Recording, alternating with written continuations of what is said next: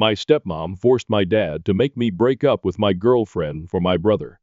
I moved out. Years later, he blamed me for ruining his life.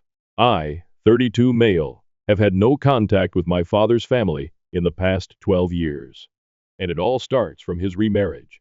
My parents divorced when I was about 10 years old because they were no longer in love. At the age of 32, I understand what that means. But as a child, I was astonished and devastated. As a result, I frequently lashed out at my parents, and we attended family counseling together.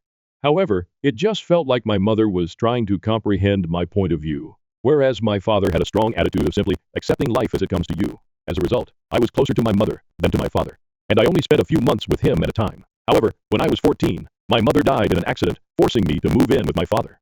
Those were arguably the saddest days of my life, made worse by the fact that I was essentially the only one grieving. My father had been dating Beth, 49 female, for a few years, and they had become engaged around the same time my mother died. My father placed his future with Beth over my mother and their shared history, so he never showed any symptoms of sadness or grief. This made me feel even more alienated as an adolescent. Beth was also a handful at this time. Because I was an unexpected guest in their home, she expected me to follow her rules and even attempted to take over as a maternal figure. I was plainly reluctant to do this, because she couldn't possibly replace my mother in a few months. Worse, she has always favored her prior relationship's son, Josh, 30 male. In true overbearing parent manners, she attempted to meddle, getting him a better spot on the football team, a bigger role in the school play, and so on. To his credit, Josh typically called his mother up on this behavior, but she continued to act like a smother regardless. And no matter how outraged he became by her actions, he still benefited from her string pulling. So my teen years were difficult, dealing with the death of my mother, my whipped father, who never said anything negative about Beth, and a distant stepbrother, who was always a little awkward around me. All I knew was that I needed to keep my head down and get out after college. I ended up attending UNC, which was in my home state, and to save money, I remained with my father and his family.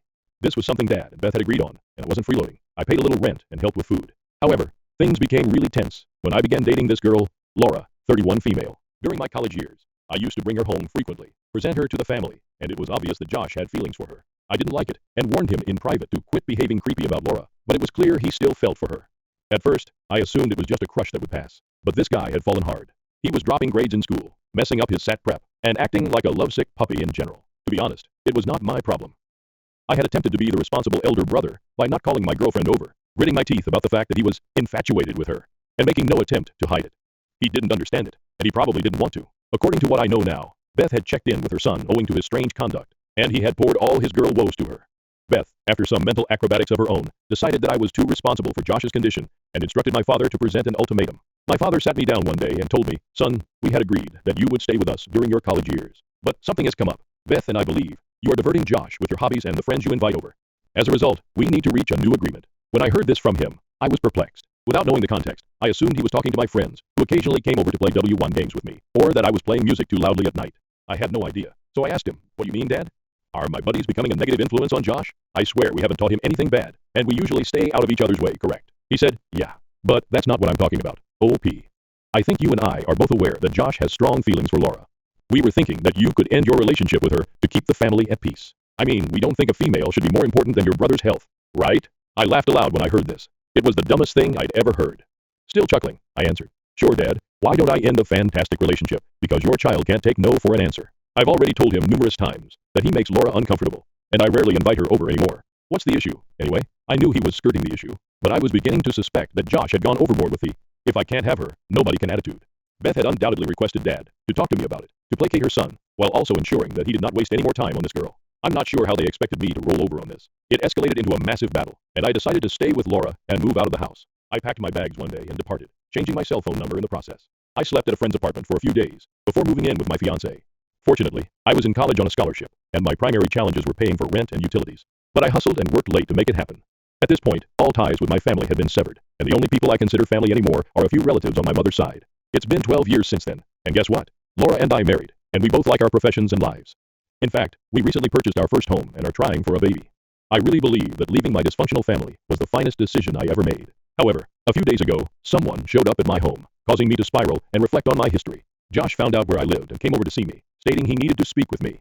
I was too surprised to react, so I calmly allowed him in. We caught up a little once he settled down, but he already knew the overall essence of my life, which he had evidently discovered via social media. Then he told me why he was here. He revealed a lot about his obsession with Laura, including his mother's participation. However, he also stated that he never intended for me to leave the house. That was something Beth had designed entirely on her own. He added that when I left, Mom appeared almost relieved that I was gone, and the house seemed very cold and strange to him. The three of them ended up moving out of state a few months after I left, something I was unaware of. Josh did not know how to contact me back then. Throughout this period, he had been feeling bad about the way I had laughed at the scenario, and he had overcome his attraction to Laura. Surprise. However, due to his bad mental health, he ended up hanging out with the wrong crowd in college and eventually dropped out. The situation at home was also horrible. His mother was distraught at his lack of motivation and success, but she never bothered to investigate why he was so miserable. This eventually forced him to leave the house after 10 years, and he has been wandering from place to place ever since, performing odd jobs and hitchhiking. He approached me and asked if I could help him settle in this area, perhaps by getting him a foot in the door at the place where I work. This would be difficult for someone without a degree or other qualifications, as I said clearly. But Josh insisted that I owe him this for abandoning him with our terrible family. He maintained that despite our distance, we were still brothers. He left about an hour ago as I write this, and I am conflicted. I don't believe I owe him anything, yet it's awful to watch him like this. I spoke with Laura about it, and she would want to maintain no contact, and see, with all members of my family, including Josh, but she believes we should support him in some manner. Will one be the whole? Will be ETA, if I stop engaging with my stepbrother? Update 1. Based on feedback, I believe it's better to provide Josh with temporary housing and encourage him to look for work on his own. I'm not sure if we'll ever have a meaningful friendship, but you're right. I don't owe him anything for his own mental suffering. I did what was best for myself. Update 2. After a few months, Josh is doing well in our town. He has changed dramatically from who he was previously, and has begun working as a junior manager at the local Walmart. The money we gave him has been beneficial, and he is attending night school to earn a degree. To be honest, seeing him now makes me want to be more engaged in his life. But I can't get over the notion that he believes I owe him something for moving out and making him feel terrible. I discussed it with my relatives, and they proposed confronting him. Update 3. I spoke with Josh, why he shouldn't expect anything from me. However, I believe he has matured into a fine man who deserves my love. It took him some time to realize the nuances, but he eventually apologized for the unfair load and expressed gratitude for the support. Laura has also softened her feelings against him, as he privately apologized for his previous suspicious behavior. I suppose he'll be welcome in our home from now on. I can't say the same for his mother and father.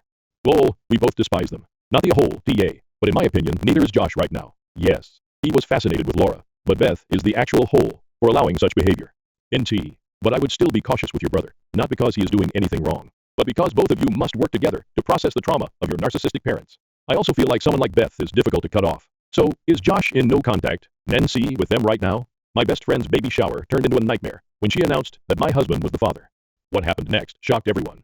Yesterday, my husband, 32M, and I, 30F, went to my best friend Sarah's, 35, baby shower. Sarah and I have been great friends since college. We first became roommates, but our connection got stronger as we realized our shared love of similar music. We went to concerts together and created innumerable memories.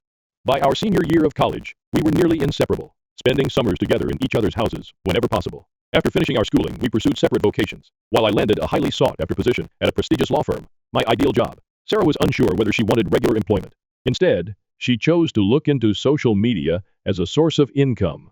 Despite our dramatically different schedules, we made it a point to set aside weekends for each other. We always made time to connect, whether it was on a hike, at a new restaurant, out for drinks, or just staying home to watch movies.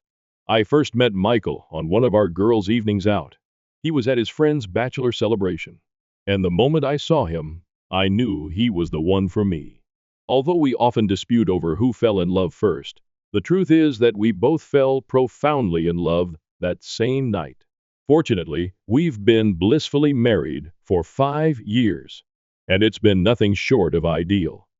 I often tell Sarah how grateful I am that she invited me to the pub that night. Otherwise, I would not have met my beautiful spouse.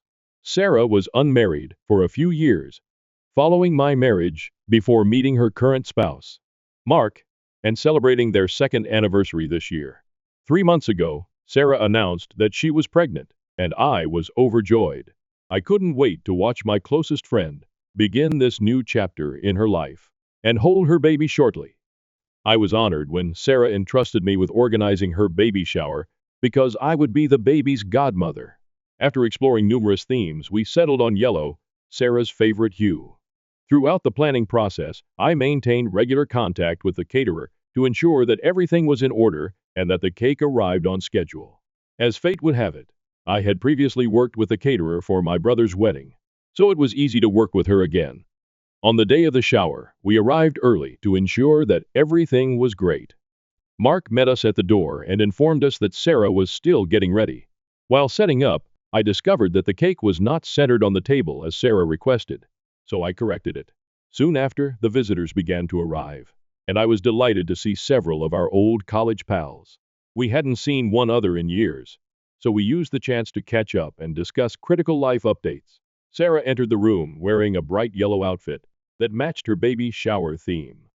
Everyone congratulated her, and she smiled radiantly. As the ceremony progressed, we all sat down to eat a great lunch. Everything looked to be going well, until Sarah called everyone's attention. She stood up and thanked us for attending her baby shower. Then she took a deep breath and said, "I'm thrilled to tell you that my husband, Mark, and I are expecting our first child, and I have someone very special to thank for that." Mark looked at Sarah with a bewildered expression, trying to figure out what was going on. Then, pointing directly at my husband, Michael, she exclaimed, "Everyone, I'd like to introduce the father of our baby." I nearly choked on my dinner. The room was silent, and I could see everyone was surprised and unsure how to respond. My mind raced to make sense of what was going on. My husband, who dislikes attention and prefers to keep to himself, grabbed my hand hard under the table. I turned to look at him, and he seemed as perplexed as I was. All eyes were on us in an uncomfortable and awkward quiet. I looked to Sarah, looking for an answer. Just to give you some context, my husband and I have been trying to conceive for years with no success. Despite several testing, we have been unable to become pregnant, owing to personal medical difficulties. I've only told a few family members and close friends about my difficulties, including Sarah. My husband and I eventually accepted that we might not be able to get pregnant. Rather than dwell on it, we decided to concentrate on our lives as a couple. Sarah openly referring to my husband as the father of her baby was a lie, but I couldn't help but be affected by her statements. My eyes welled up with tears, and I tried not to cry in front of everyone. Sarah jumped up laughing and playfully shoved her husband Mark, shouting, "I was just kidding, guys! This is all just a prank for my Instagram. I've put up cameras everywhere to capture all of your reactions." As everyone glanced around, puzzled, I couldn't help but be annoyed at Sarah for putting us on such an emotional roller coaster. I couldn't believe my best friend felt pointing out my spouse as the father of her child was humorous, especially given our past issues. I turned to look at my spouse and noticed that his face was flushed. He was still holding my hands, and I could sense he was ashamed at the time. Although a few visitors laughed nervously, the room was generally uncomfortable. I noted that Sarah's husband, Mark, did not join in the laughs. He appeared upset rather than amused, and even apologized to my husband. Mark and my husband had grown to be close friends over the years, and I believe he felt sorry for us at the time. I did not want to face Sarah right away and ruin her baby shower. As she continued with the festivities, I attempted to shake the dread that had crept in, but it persisted. After lunch, we played a few games before opening all the gifts. Sarah was the only one who appeared to be having fun, conversing with people and shooting images for social media. My husband had previously informed me privately that he intended to leave after the awful meal, but I urged him to stay. I didn't want the visitors to notice us leaving unexpectedly, so I told him I'd talk to Sarah about it later. I guess Mark, too, was uncomfortable, continuing with the celebration since he immediately stood up with an angry expression. He asked Sarah if they could go outside for a bit, and I knew something was about to happen. We could all see and hear them plainly as they spoke, and it was clear that Sarah's joke had made the atmosphere in the room uncomfortable. I observed as their talk heated up, and Mark's motions became increasingly impassioned by the minute. Mark's voice increased, and his comments echoed across the room. "I can't believe you would do something like this. They are our closest friends. And this is not just a harmless prank. You made a mockery of our baby shower and humiliated me in front of everyone." Sarah kept saying she thought it was a harmless prank, but Mark was having none of it. He sternly advised her to grow up and stop making insensitive comments, especially since they were celebrating the birth of their child. The room had become uncomfortably silent. We could all hear their words plainly. My husband couldn't stand it any longer, so he got up and went, saying he'd wait for me in the car. Although my heart grieved for my friend, I recognized how hurt my husband was and could not blame him for leaving. Mark must have recognized the gravity of Sarah's actions as he watched my husband walk out. He glanced at Sarah and responded, "I'm done. I'm done with your immaturity. We're done. I will love this child, but I can't be with you for 1 second longer." When Sarah heard this, she burst into tears, and Mark departed the gathering. We all glanced at each other in surprise, unsure how to respond. My heart ached for my dearest buddy, but I knew my husband needed me more at the time. I did not want to approach Sarah after her painful chat with Mark, so I too left the baby shower without saying goodbye. When I arrived home, I noticed how upset my husband was. We couldn't believe Sarah had pulled such a nasty hoax on us. That evening, Mark texted us an apology, stating he had no idea she would perform such a hoax for a video and was sorry for all we had been through.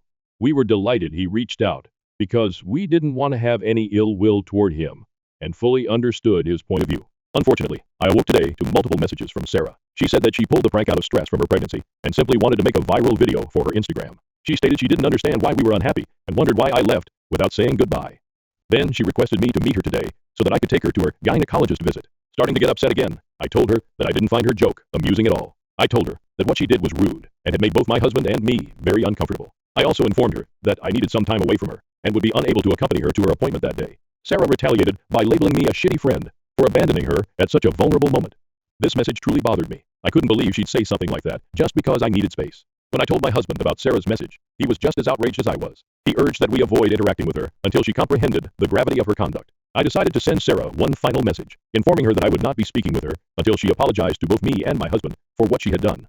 I also made it plain that if she attempted to upload the prank film, I would take legal action against her, rather than apologize. Sarah stated that she did not believe she had done anything wrong. She even suggested that I was jealous of her due to her pregnancy. When I read her response, I couldn't believe my eyes. This woman, who had been my best friend for over a decade, assumed I was jealous of her, despite the fact that I had gone above and beyond to provide her with the ultimate baby shower. Sarah assured me she would not be uploading the film, but she insisted that I put my sentiments aside and assist her at this difficult time. She stated that her husband hadn't returned home the night before, and that she needed me more than before. As a non-confrontational person, I found myself in tears after reading her callous messages. Recognizing that I couldn't continue this conversation, I made the difficult decision to block her without further answer. Now I'm conflicted. Part of me regrets not being there for my pregnant best friend, but another part of me is relieved and even grateful that her husband dumped her after the trick she pulled on us. Update 1. It's been a week since my last update, and a lot has happened. First and foremost, I want to highlight that Sarah is not the type of person who likes to joke around. It took me completely by surprise when she pulled off this joke. I've known her for years, and she's never been the sort to perpetrate pranks on others. Anyway, Mark was serious about leaving Sarah. My spouse chatted with Mark over the weekend and discovered that he is actively looking for a divorce lawyer. Since that day, Sarah has been persistently phoning and texting Mark, insisting that he return to her and get over his feelings. However, Mark has entirely ignored her attempts to contact him. She even went so far as to accuse him of sleeping with me, which was absolutely unexpected. The truth is that Mark is simply sorry that his marriage is coming to an end because Sarah is gradually becoming someone he no longer recognizes. Sarah has been unable to reach me directly after I blocked her. Instead, she left a lengthy note for my husband. She accused him of attempting to destroy our friendship, even claiming that he isn't much of a man because he can't get me pregnant. I was upset when my husband showed me the note when he returned from work yesterday. Until now, I had tried to ignore her unexpected change in behavior, figuring that it was caused by pregnant hormones. But her derogatory remarks to my spouse were utterly wrong. That was when I decided to teach her a lesson. I was in charge of both the baby shower and the baby registry. I had spent numerous hours with Sarah, discussing her needs, and compiling a list of important goods for the baby. However, Sarah insisted that we include ridiculously costly items on the list, things that not all attendees could buy. During the baby shower, I noted that while some guests followed the list, others presented her with practical goods that were not on the list but would still benefit a new mother. Sarah was genuinely upset about it. Originally, I intended to personally give her a handful of the pricey goods she desired. However, after she crossed the line by insulting my husband, I promptly canceled the order and erased the baby registry to ensure she could not access it. If she wanted one now, she'd have to start from scratch. Additionally, I received a message from the caterer about the baby shower a few days ago, but I was too consumed with dealing with Sarah to answer. As a surprise gift to Sarah, I had previously paid half of the catering service's booking fees and planned to pay the remaining balance after the baby shower. However, given everything that had transpired, I became distracted and entirely forgot about it. I called the caterer and explained the situation to Sarah.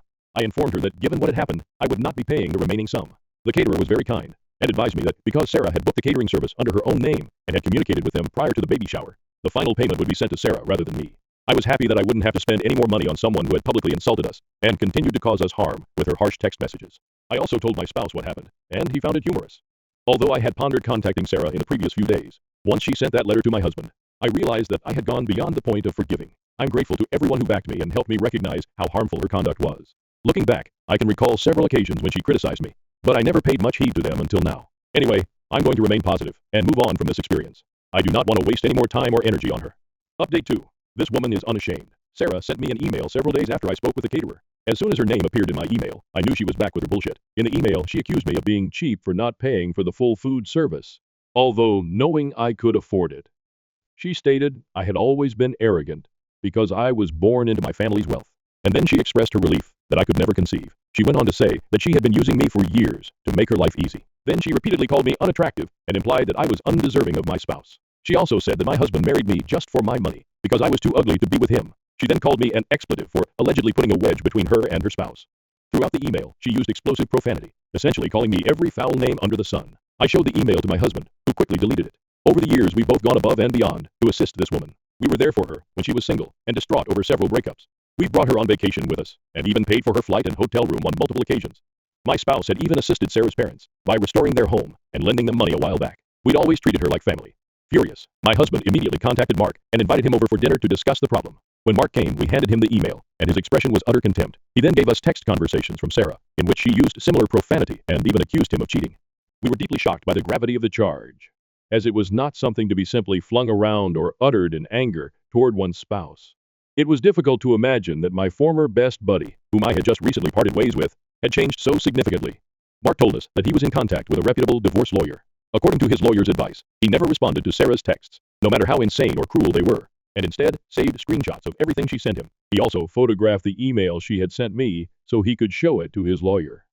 Since I wrote the original article, I've had a few DMs from folks who are concerned about Sarah, presuming she has neurological abnormalities as a result of her rapid change in behavior. I'd like to add that she's always had temper issues. Even while we were in college, I saw her lose her temper and use profanity toward others, even in public. Though I really doubt this is a medical issue, my husband and I will nevertheless contact her parents about the situation. We want to tell them everything and show them all of the messages and emails she has sent us. If they believe there is something wrong with her after that, it is their responsibility to take her for a medical checkup. Despite everything, I do not intend to unblock her or answer her email. I have gone above and above for this woman, and for her to continue mistreating, belittling, and disrespecting me is beyond disappointing. I intend to put this experience behind me and focus on enjoying life with my spouse and our dogs. The last few months have been a roller coaster of emotions, to say the least. I hope everyone is having a good start to the new year, just as my husband and I are. We're here in the Maldives, taking a much-needed break from our hectic careers. Given the events of the past year, we decided to take a break from work and unwind. So far, we've spent our days relaxing on the beach and sipping cool cocktails at the resort. Update. Several of you have requested an update, and as expected, Mark and Sarah have officially split. The court case was heated, with Mark's lawyer providing evidence as well as their previously agreed upon premarital agreement. Despite Sarah's best efforts, she and her lawyer were unable to win the case. However, both parties have been instructed to develop a co-parenting plan in the best interests of their child. When we contacted Sarah's parents about her erratic conduct, we discovered that she needed to move back in with them. Apparently, due to her pregnancy and lack of proper work experience, she was unable to support herself for long using only social media. She had no choice but to return to her parents' residence. I also discovered from our mutual friends that after the disastrous baby shower, everyone quickly distanced themselves from her. Nobody wanted to become involved in her drama. Mark did not visit Sarah after filing for divorce until she went into labor. He stayed in the delivery room all night to witness the birth of their daughter. He has since devoted himself to caring for the baby, spending as much time with her as possible, and providing financial support as agreed upon. He still meets up with my husband on weekends, whether to play golf or have drinks in the evening. Sarah was forced to pay the remaining bill for the baby shower caterer after he threatened legal action. Sarah has sent me several emails in which she blames me for her life circumstances.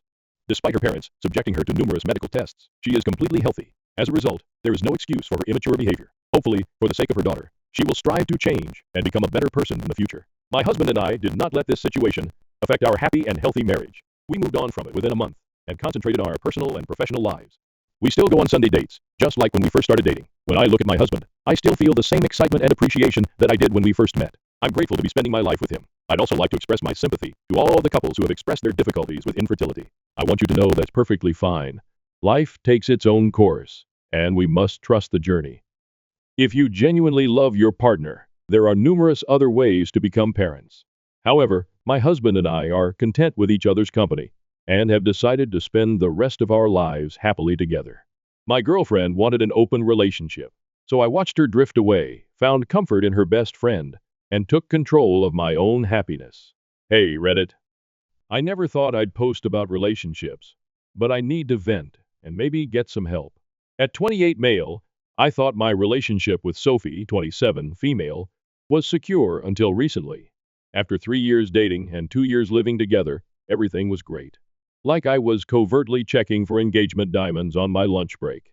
Super normal story. Common friends introduced us at a board game night. She smiled at my stupid jokes. I enjoyed her Monopoly competitiveness, and we clicked. After dating for a year, it was natural to share an apartment, as we were always at each other's houses. Our routines, you know? Sunday morning pancakes, park walks after work, watching her favorite dreadful reality shows, while I play phone games. Normal couple stuff. Sophie is a marketer. I handle building projects. Our families get along. We have wonderful careers and friends. My mom adores her. Her dad regularly invites me to football games. We were that couple that gave others hope in relationships. Yeah, it sounds familiar now. Everything was normal until Tuesday. Dinner was served. Sophie was talking about work project while I was eating my sandwich when she said, "Hey, what would you think about trying an open relationship?" I froze mid-bite, fork halfway to mouth. I assumed I misheard her, but she kept talking. She told me she had been reading about it online, that many couples were trying it, and that it may help us grow and strengthen our relationship. I asked, "Is there someone specific you want to date?" Because that was my initial instinct. Open relationships are only discussed when someone has someone in mind, right? Sophie became defensive. No. No. It's not about anyone else. I just think it would be good for us to explore ourselves more. We're still young, and I don't want us to wake up in 10 years wondering what we missed out on. Sitting there, I tried to understand what was happening. When a waitress smiled too much at me, this girl became upset. Her new dating advice is like proposing we try a different restaurant. I asked, "Have you been feeling unhappy?" In case I missed something, maybe I should have noticed indications. "Not at all," she answered, taking my hand across the table. "I love you. I love us. This isn't about being unhappy. It's about making our relationship even better. Think about it. We could both have new experiences, but still come home to each other. Lots of couples say it makes their connection stronger, not knowing what to say. My thinking froze between confusion and panic. My appetite was gone. The food in front of me could have been cardboard. Sophie, however, spoke animatedly, almost glowing. She kept talking about norms, boundaries, communication, but I kept thinking, where is this coming from? However, yes. I said, okay. I realized this sounds weak. Not because I wanted to, not because I believed, but her desire in her eyes and the way she leaned in, virtually screaming for my approval, showed she had already decided. Saying no was like closing a door she didn't want to. "Are you sure you're okay with this?" she questioned, wide-eyed and anxious, like she was offering me a choice.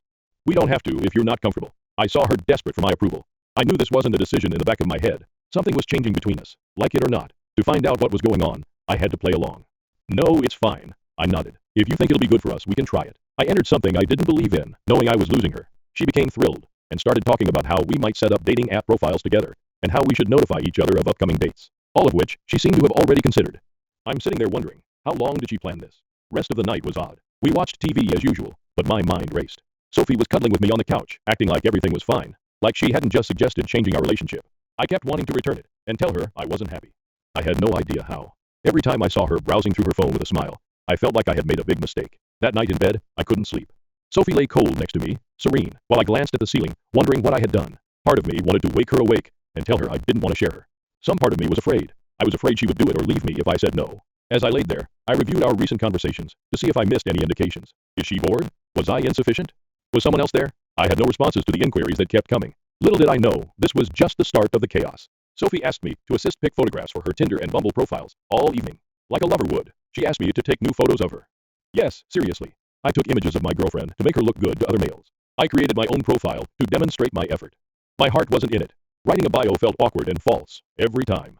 What should I write? Looking for fun while dating. I felt awful all over. She probably knew I wouldn't meet anyone. I told her, I'm not social, and don't have time or energy to meet new people several times. Maybe she believed she could date and use me as backup. Sophie got matches fast. Her beauty and playfulness are obvious. I was most surprised by how quickly she met these guys. Within a week, she had 3 dates. 3. She showed me their profiles like we were discussing celebrity obsessions. She shoved her phone in my face. "Look at this one. He's a personal trainer at that fancy gym downtown. We're getting coffee tomorrow." I nodded, pretending this was usual.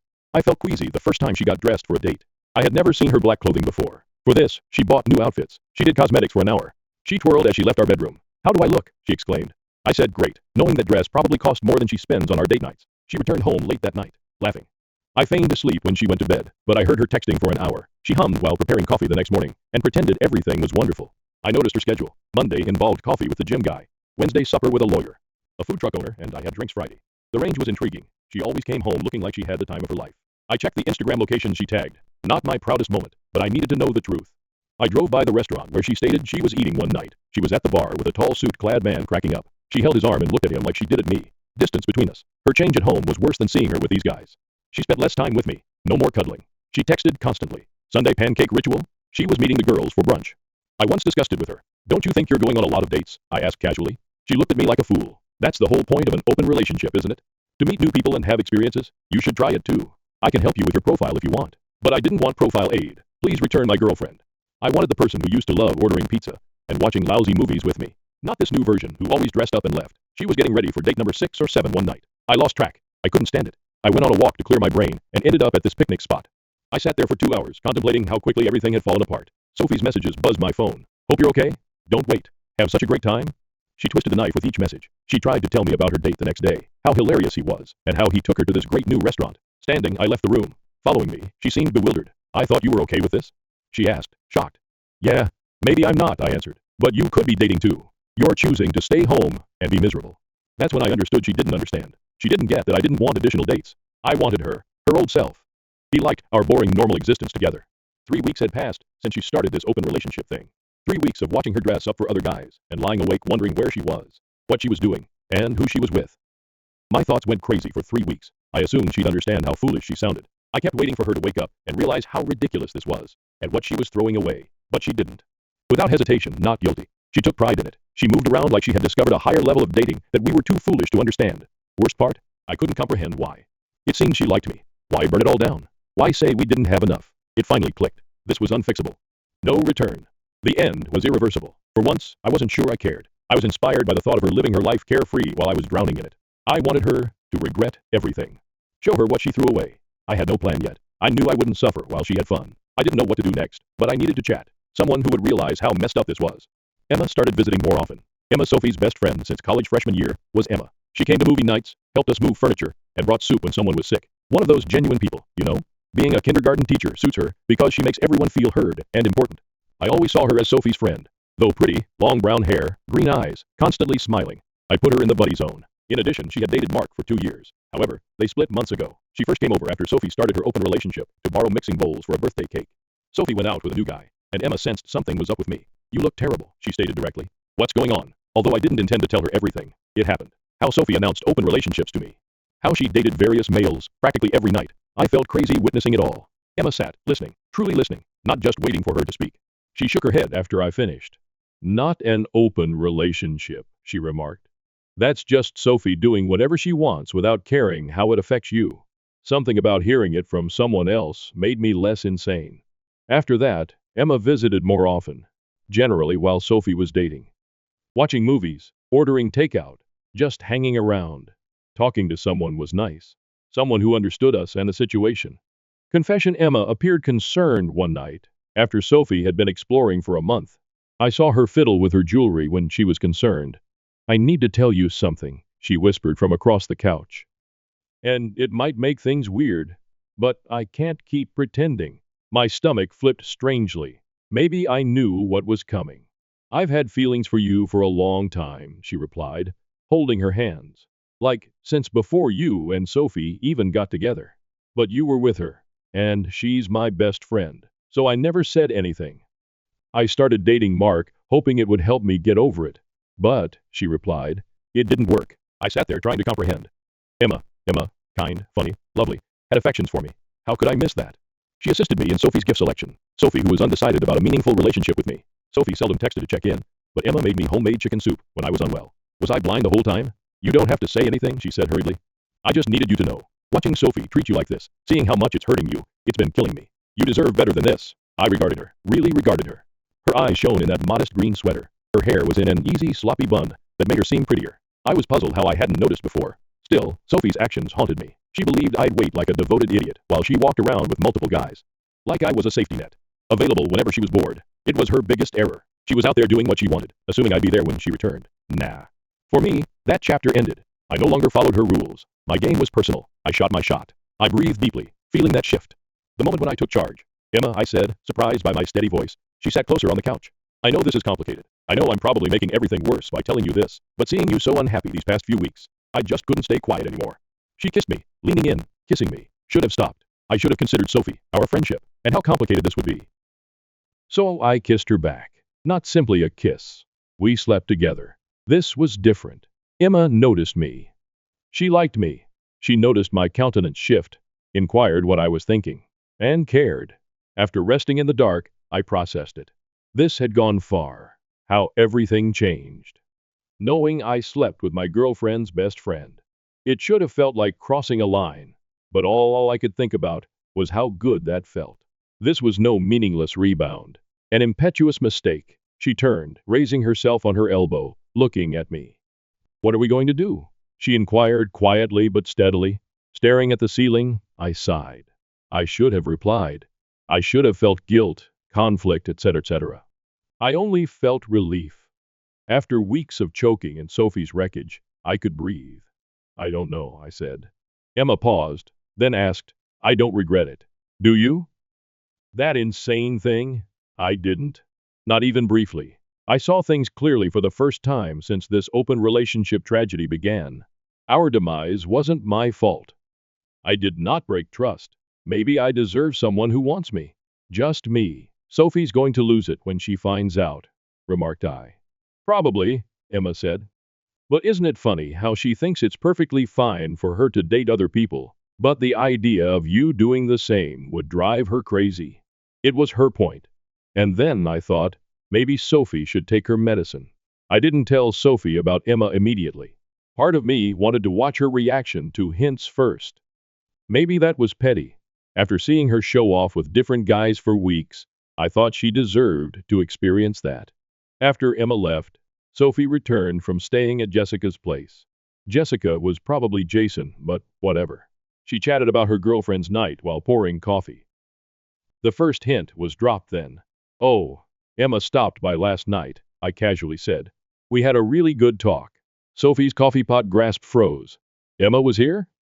"Yeah. We hung out for a while. She's really easy to talk to, you know." Sophie dropped her coffee mug too hard, spilling some on the counter. "What did you guys talk about?" "Just stuff." I shrugged. Life, relationships, feelings. It was nice. Her expression was priceless. Her next hour was spent contacting someone, likely trying to gain specifics from Emma, while pretending to watch TV with me. She looked at me every few minutes, trying to figure out what occurred. Over the next 3 days, I mentioned Emma more. She was hilarious. Her genuine understanding. How we texted. Sophie would always have a tight look, like she was trying not to respond but couldn't. Sophie almost ran across the couch when I smiled at my phone while emailing Emma one morning. "Who are you texting?" she inquired, failing spectacularly at casualness.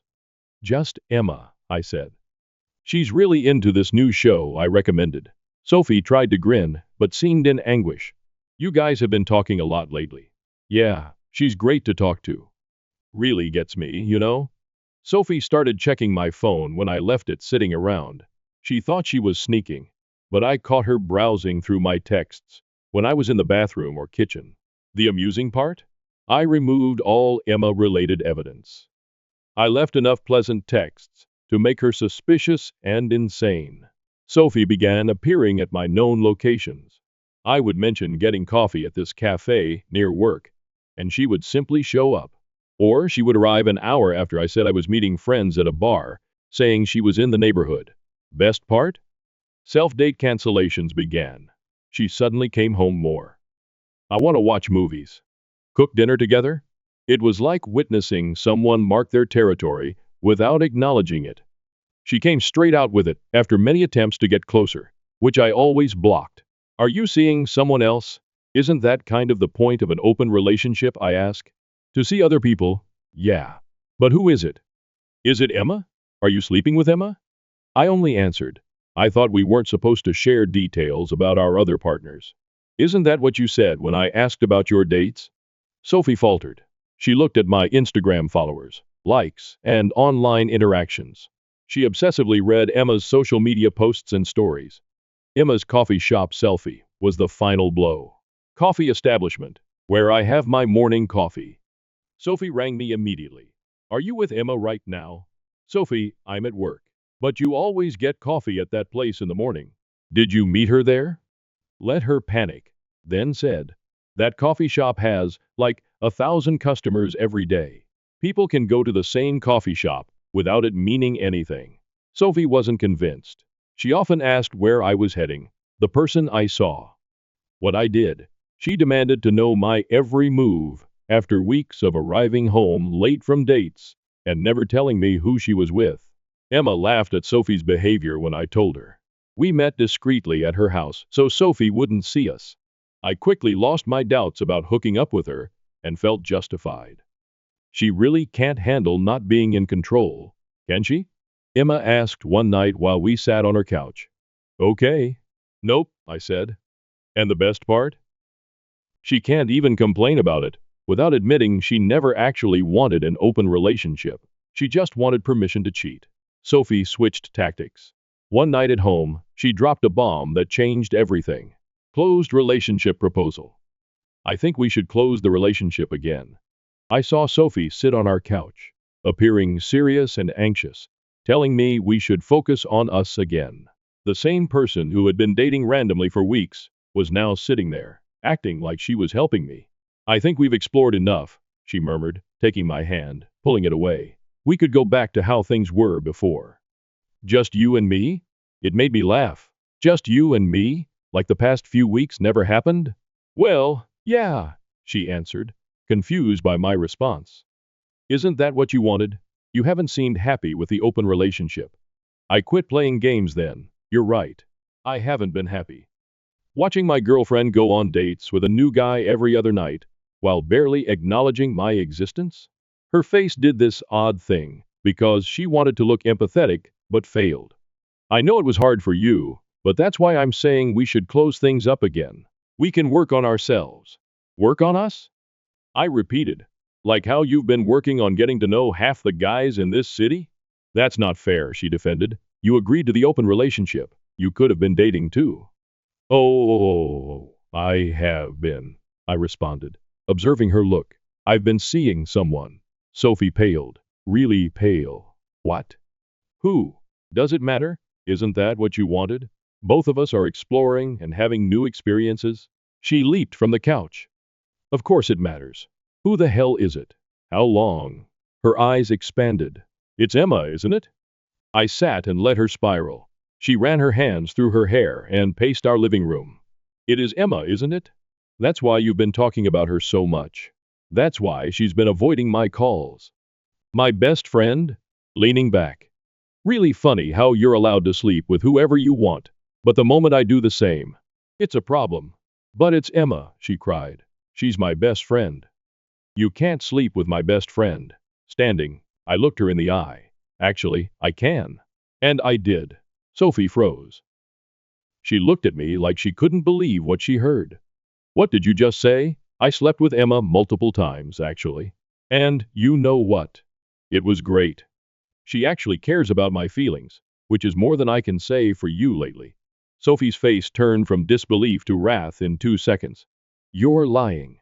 Emma would never do that to me. Really? Because she did. Wanna know what else? She's had feelings for me for years. Even when she was dating Mark, she was thinking about me. You're lying to hurt me, Sophie remarked. I saw doubt in her eyes. I'm not. I witnessed realization. Remember last Thursday when you were out with that startup guy? Sophie nodded slowly. Emma came over. We talked for hours, then we slept together. She sees me as a person, not just some backup plan waiting at home while you live your best life. Sophie took out her phone, likely to call Emma. Not believing you? Emma would never. Check your texts with her, I encouraged. Notice her recent distance? Unresponsive to your messages? For that reason, she looked through her phone anxiously, possibly seeing Emma's ignored messages and short replies in a new light. This can't be happening, she said. This isn't how this was supposed to go. Really? How should it go? You party with other guys, while I stay home as the loyal boyfriend? Was it impossible that I would find someone else? Not Emma. No, Emma, she shouted. You knew it would hurt. Lost it then. Do you hurt? How much have you wounded me? Did you ever consider how it felt to watch you dress up for other guys? Come home late, smelling like someone else's fragrance. And barely look at me? She protested. That was different. Those guys didn't mean anything.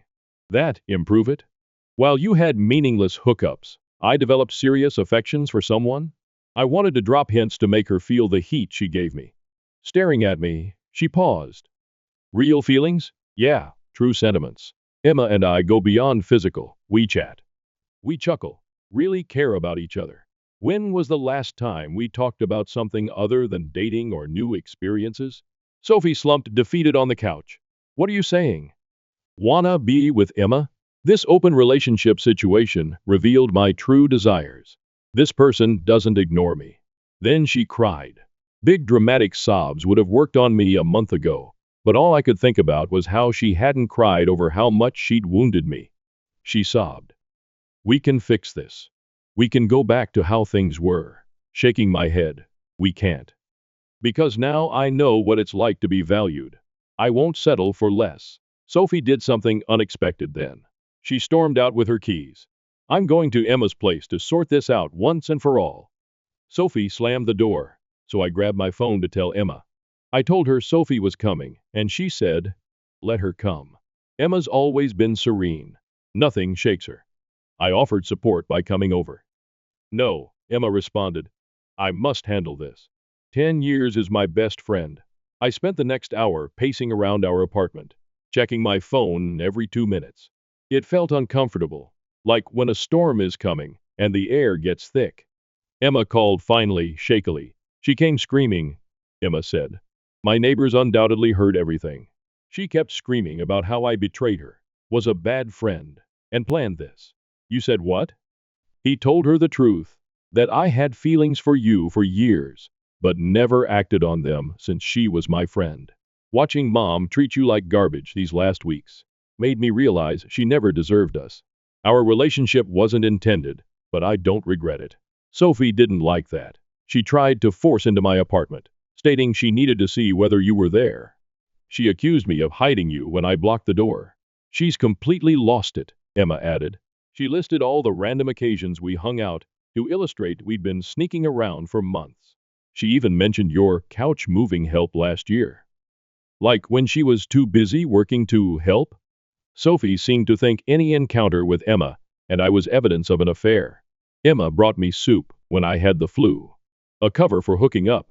Our group movie nights are just an opportunity to get close. She began crying? Emma said. Like sliding down my door frame crying. Claim she never intended this. My neighbor checked on me. It was humiliating. After Mrs. Chen threatened to call the police over the disturbance, Sophie left. She told Emma she'd ruined everything and would never forgive her. Sophie returned to our house 20 minutes after my call with Emma. She looked awful. She entered and saw me sending Emma updates on my phone and lost it. Are you texting her now? Plan your next gathering? Since when have you two laughed at me behind my back? Sophie, no one's laughing at you. You harmed yourself. I did nothing. I suggested an open relationship to strengthen us, she cried, tossing her pocketbook across the room. I never told you to sleep with my best buddy. No, I said. You just wanted permission to sleep with whoever you wanted while keeping me as your backup plan. She grabbed our photos and gifts and put them in a box. I'm staying with Jessica, my true pal. Someone who wouldn't backstab me. Fine by me, I add. Take whatever you want. That paused her. Just that? Not even try to stop me? Would I? You stated that you value something other than me or our relationship. She stopped packing and sat on the couch, visibly shrinking. I believed you would always be there. That no matter who I dated, you'd be there when I settled down. The truth ultimately emerged. She experimented without me, but I was her backup plan and promised a happy ending. Well, you guessed wrong, I informed her.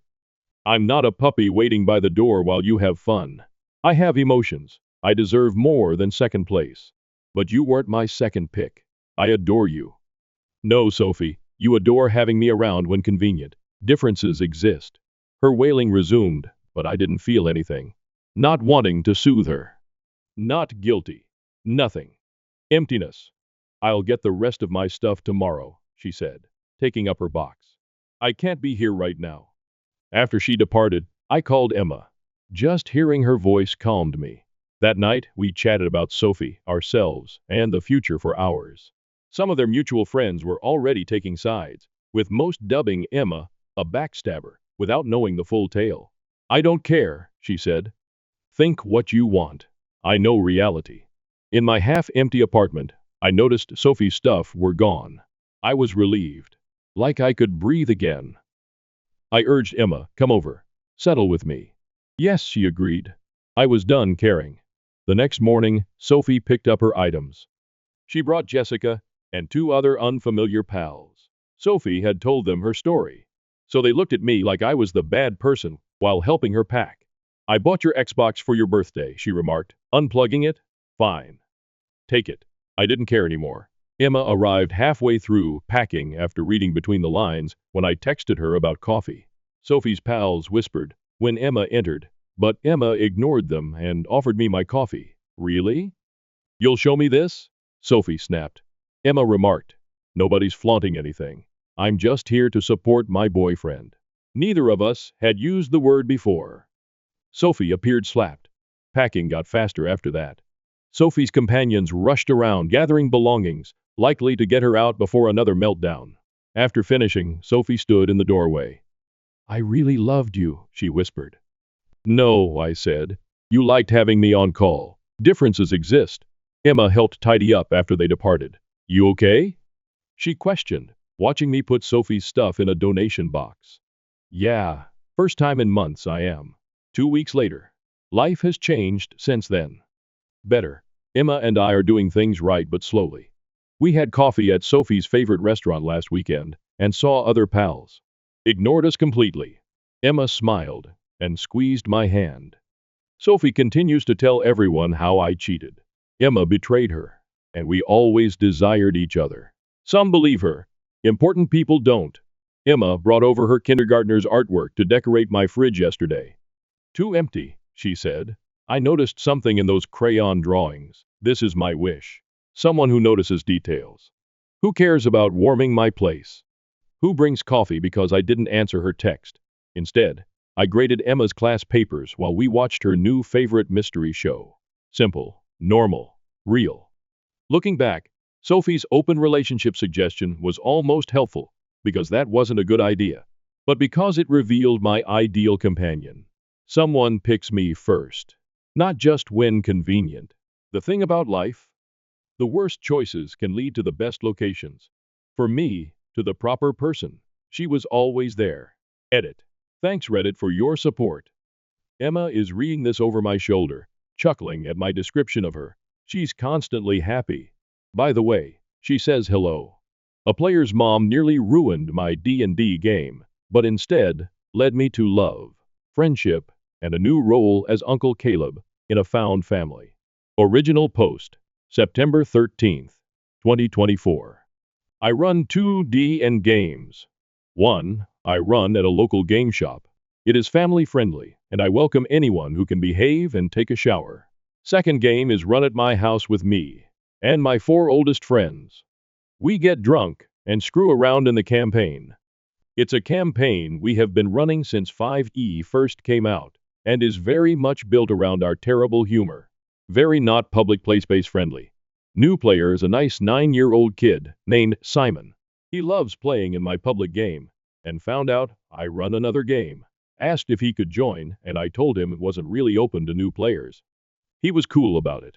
Simon is a good kid. Simon's mom found out later when she picked him up and tried to force him into my other game. I had to get the owner to help me calm her down and get her to leave.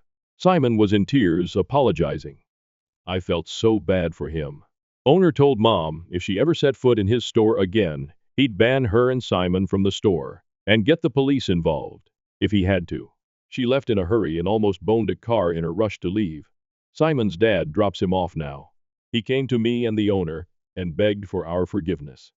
Turns out mom wanted Simon in my game as a form of babysitting so she could go out and party with her other terrible mom friends. We told him as long as it's him dropping Simon off, there won't be any issues. He's a good kid, and I'd hate to lose our monk. TLDR. I run 2 games. One is kid-friendly, the other is private at my home. Kid wanted private games. I said no. Mom got mad and ruined everyone's day because she is a bad person. Edit. Thanks for indulging in my drama sharing. Love the hobby. Simon is a great little dude. His dad is a great big dude. Glad to have met them. Thanks everyone for letting me spam replies and shoot the breeze. You're all great. Update, September 17th, 2024.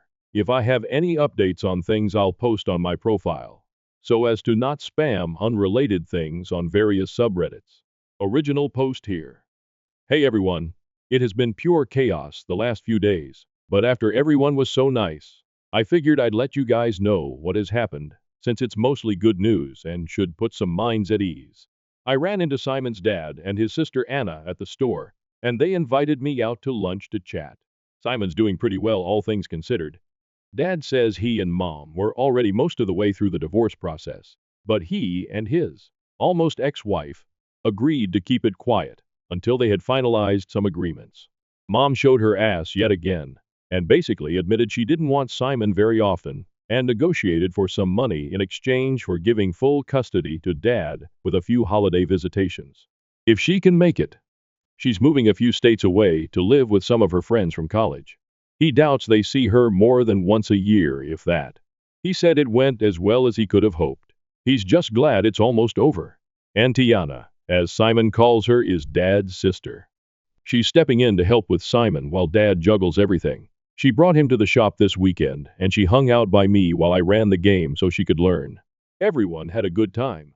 Even got a few giggles from Anna, so I'll consider that a GM's job well done for first impressions of the hobby. Shame the first spree she had to see was me as Marty the farty lizard folk merchant NPC that they ran into last session. Lots of hissing and farting noises out of me for 15 minutes. Simon was able to pass enough con saves to buy what the party needed from Marty. Discounts in exchange for risk of poison damage, and they tricked the corrupt town guard into accidentally arresting themselves due to an elaborate performance by the bard and Simon's monk. Game went well. Anna and I talked, while Simon looked at all the dice sets, for an hour after the game. She's been pulled into a parent group of parents of kids in Simon's class. I guess Simon has all the other kids wanting to try playing, and since my private game is on hiatus for at least 6 months, I offered to run one if the parents were comfortable with it. I end up getting added to the group chat, and Anna's house is where we're gaming. Next day, Anna and I met up for lunch, and I helped her put together a gaming space in her living room. A few of the moms came by to drop off some snacks and to introduce themselves in person. I feel like I've been adopted into a family of families, but I don't even have a family of my own. Everyone has been great. I'm so glad Simon is surrounded by these people and not people like his mom. The kids were all very well behaved. Anna and I were a bit nervous being the chaperones for a bunch of kids, but Simon's friends are great. They all had a blast making characters and doing the test encounters I had for them. There's a girl that made certain she was always seated next to Simon and barely took her eyes off him. She has a huge crush on him, but doesn't think he even realizes what's going on. It's adorable. Parents were all happy with game night, and honestly, I liked running for all kids way more than I had expected. Anna and I agreed we were fine with doing this regularly. So now, Anna and I are the game masters to everyone. Also, I'm now Uncle Caleb to Simon. Not sure what I did to earn the title, and I definitely didn't get emotional when he called me that. So that's about it. I still run 2 games. I've been adopted by a 9-year-old. And I've taken over Anna's living room with minnas and battle mats. Simon is an incredible little dude, and I'm glad to have met him and his amazing family. One parent excluded. TLDR. Mostly good news for Simon and his family. I've been adopted into said family somehow, and I'm now running a game for a bunch of Simon's friends in place of my private home game for the time being. Edit. Thanks again, folks. Like I said in a comment earlier, I don't foresee there being anything else to update on that would be relevant to this sub, so, barring some other bizarre incident happening to me while I'm gaming, I suppose this is me fading into the background. I think I smell something. Oh God, Marty's back. Edit 2. Just gonna sneak this in here, because people are actually messaging me like crazy, and I want to just state my status with Anna. I am deeply infatuated with her. I could just go on about her like a love-struck puppy, but I'm embarrassing myself enough as it is. We've got a busy next couple weeks ahead of us, but luckily for me, a lot of that busy time will be spent with her working on things for Simon and the game nights. So for now, I'm gonna let things be. Give us time to know each other better. We've been texting pretty regularly the last few days, and I'm starting to think there's something here. Once things calm down, I fully intend to ask her on a date. Too many folks in my life and on here telling me I'd be an idiot not to. Also spoke with Drew, Simon's dad, this morning, and he's doing all right. Said he'll be better in a few weeks when he's able to take some vacation. Gonna take Simon on a father-son trip for a few days. He's exhausted. Even with a reduced workload, he's just now getting time to rest. Poor guy needs it. New updates. I've fallen really hard for a woman I just met. September 27th, 2024. It's been a week. I've known this woman for about a week, and I've already fallen hard. Infatuation levels are all set to max. She's incredible. Gonna be spending a lot of time with her for a few weeks, and I and a lot of folks we know are saying I should ask her out. I'm going to. I just want to let us get through this busy point and take a bit of time to get to know her more first before I do that. If anyone sees this September 22nd, 2024, I'm just going to update here if I have any good news to share at some point. Update for anyone still curious. The 4th of October 2024. Hello everyone. While this is an update originating from a post on RPG horror stories, there isn't much of a horror story anymore. Just some updates on my situation and the people in my life. I wasn't expecting as much interest after the initial drama, but I've also been made aware just how much of a dense goober I am, partially thanks to folks on Reddit pointing some things out. My nephew Simon is the coolest little dude in the universe. His interest in board games is starting to really take off ever since Anna brought him over to my place and he saw my shelf of games. He absolutely loves Ticket to Ride. I gave it to him and he wants to play it next game night. The public game party is now chasing the big bad through a few portals, leading to a chronomancer's domain in the stomach of a kraken. So that should be fun. Simon has expressed interest in learning to DM. I'll teach him everything I know. I would gladly play in any campaign that boy runs. He said he has some ideas, and I intend to help him make those into dice-based reality. As for how he's handling the situation with his mom, Simon is doing well, but he struggles. He's very clingy toward Drew. I'm betting this is normal for kids in Simon's situation. Simon has Drew, Anna, and a good head on his shoulders. He'll be fine. Drew and Simon spend a lot of their time together just doing little projects. They're currently putting together a puzzle while watching Simon's shows. Drew told me this was a once-a-month thing due to his work schedule. Now it's several times a week, and they both love it. Drew did need a little time to decompress from dad mode, so one night he and I went out to a bar for a few drinks. He told me about his plans to take Simon out of town on a father-son trip. Simon's just excited the hotel has a pool. Drew says he doesn't plan to date or do anything anytime soon. The ink's still dry on the divorce papers. I think being a single dad is what I want to be right now. He wants to focus on Simon and figuring out what life looks like for them going forward. As for Anna, she was initially busy balancing work, Simon, game nights, and a bunch of other responsibilities since she stepped up to help Drew. Things stabilized a lot faster than anyone expected, with the divorce resolving smoothly, and Simon being the easiest child in the world to take care of. Now that Drew is using vacation time, she has had a bit more free time until he goes back to full-time work. So she's been catching up on some of her hobbies, like baking and playing games on her Switch. I had to come over and run the cables to hook it up to her TV because she couldn't reach it. She also needed my help setting up her Wi-Fi when she got a new router. And she has had multiple issues with her laptop that I've had to resolve for her. That woman is brilliant in every other regard, but truly clueless when it comes to tech. But I was paid for my ticket resolutions in homemade meals, so I'll call it even. The more time I spent with Anna, the more confident I got that asking her out was the right call. So I asked her out, and she said yes. Unfortunately, Anna gets migraines semi-regularly, and one hit her just before our date. I came over and she was visibly miserable, but trying to convince me it was okay and we'd still go out. I practically had to order her to go get into bed. Got her migraine pills and some water for her. Blacked out the curtains and told her to call if she needed anything. She called me a few hours later asking for something to eat because she was feeling better, so I got her some dinner and ate with her. She kept trying to apologize, but I told her to make it up to me with another date the next day, which we were able to actually go on. It was a fantastic night. had some amazing food, and walked around town and talked. Then went back to drop her off, and we sat out in my car for another hour and talked. The last thing she said before getting out and running in was, "You're my boyfriend now, by the way," before shutting the door. I had no intention to argue, even if she'd left me time to. Since then, we've gone on a few more dates in our free time, and we're both really happy with how things are going. It turns out, Anna was a few days away from asking me out herself if I didn't make a move. She also hasn't stopped teasing me about Marty and his farts. And I told her about the werewolf, Pierre Wolf, I'm using soon, and she won't stop patting my head and calling me la good boy. I'm not giving her character previews anymore. I guess that's it. In the last few weeks, my life has changed so drastically it's insane. This may be strange to say, but thank you for sharing in this internet sharing circle thing that this became for me.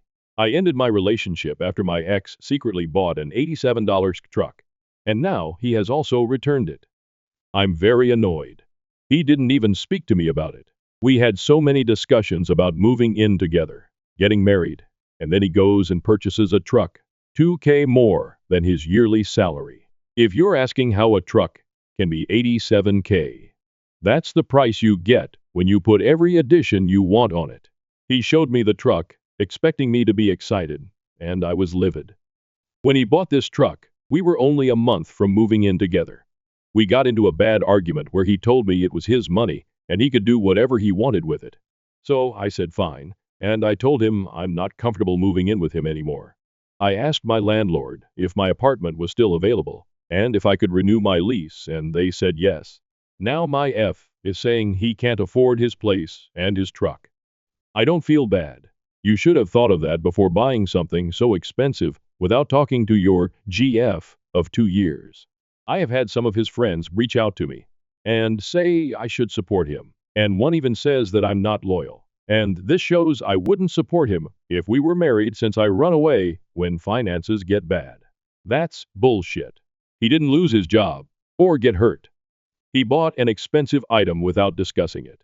I have been trying to get him to return the truck because it's already affecting his finances badly.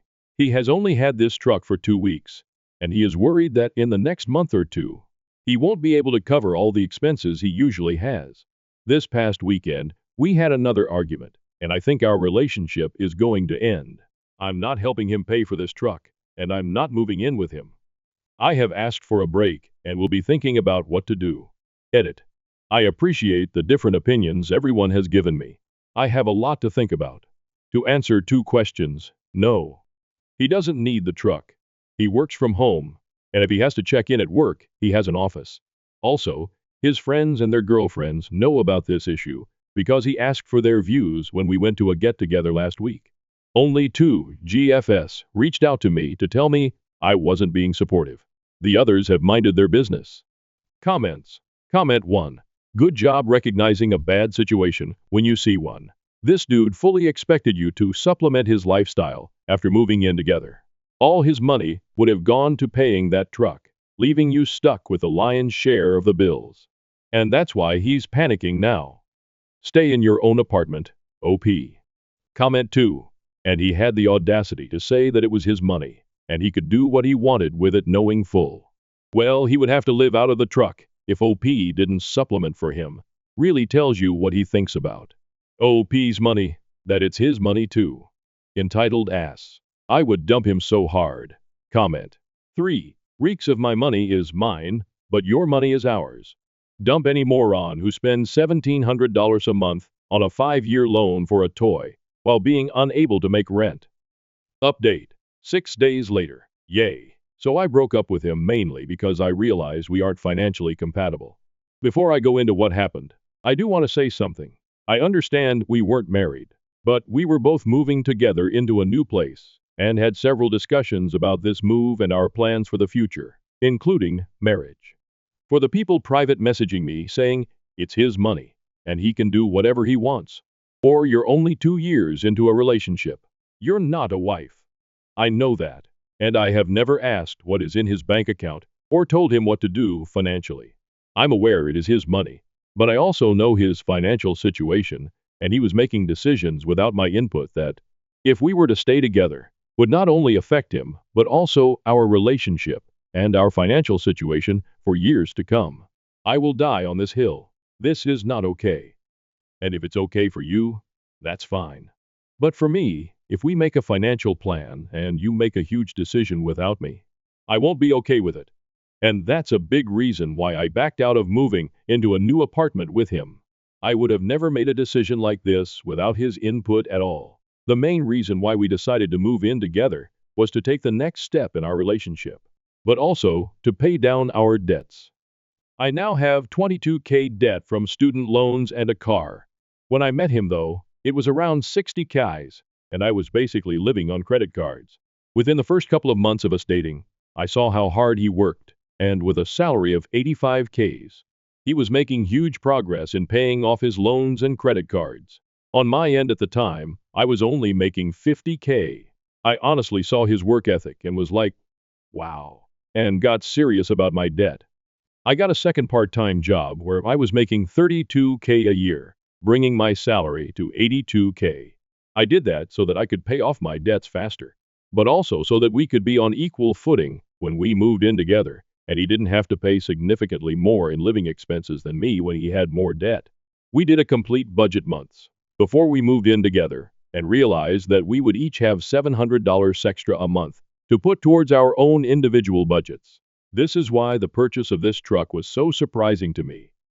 We had planned this move for months. We had a budget, and he destroyed that plan with the truck. If he wanted a new car, there are plenty of cars he could have gotten that would have fit into the $700 monthly surplus he had.